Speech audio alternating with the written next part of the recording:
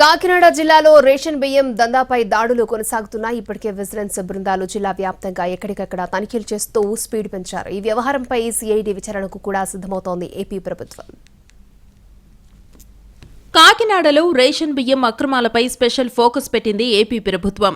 గత నెల చివరి వారంలో జిల్లాలో పర్యటించిన పౌర సరఫరాల శాఖ మంత్రి నాదెండ్ల మనోహర్ గోదాములను, పోర్టులను తనిఖీ చేశారు. కాకినాడ పోర్టు కేంద్రంగా రేషన్ బియ్యం దందా కొనసాగుతోందని, మాజీ ఎమ్మెల్యే ద్వారంపూడి కుటుంబం రేషన్ బియ్యాన్ని ఇతర దేశాలకు ఎగుమతి చేస్తోందని ఆరోపించారు మంత్రి నాదెండ్ల. అవసరమైతే సిఐడి దర్యాప్తుకు ఆదేశిస్తామని ప్రకటించారు. అప్పటి నుంచి జిల్లాలోని గౌడౌన్లు, పోర్టు పరిసర ప్రాంతాల్లోని సివిల్ సప్లై, రెవెన్యూ, వాణిజ్య పన్నుల శాఖ అధికారులు ముమ్మర తనిఖీలు నిర్వహిస్తున్నారు. 29 గోదాములలో తనిఖీలు చేసి 12 కేసులు నమోదు చేశారు. 43,642 టన్నుల సరుకును స్వాధీనం చేసుకున్నారు. ఇందులో 12 టన్నుల రేషన్ బియ్యం ఉన్నట్టు గుర్తించారు.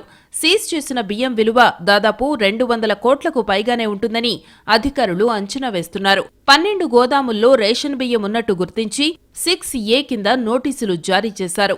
అయితే మాజీ ఎమ్మెల్యే ద్వారంపూడి టార్గెట్ గానే ఈ మొత్తం వ్యవహారం నడుస్తోంది. గతంలో మాజీ ఎమ్మెల్యే చేసిన కామెంట్లకి గట్టిగా కౌంటర్ ఇచ్చే ప్రయత్నం జరుగుతోంది.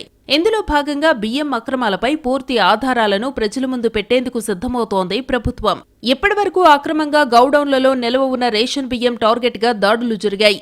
ఇప్పుడు నెక్స్ట్ స్టెప్ కు వెళ్లాలనే చర్చ అధికారుల్లో జరుగుతోంది. పోర్టు ఏరియాకు వెళ్లే దారులలో చెక్ పోస్టులు ఏర్పాటు చేయడానికి జిల్లా యంత్రాంగం సిద్ధమవుతోంది.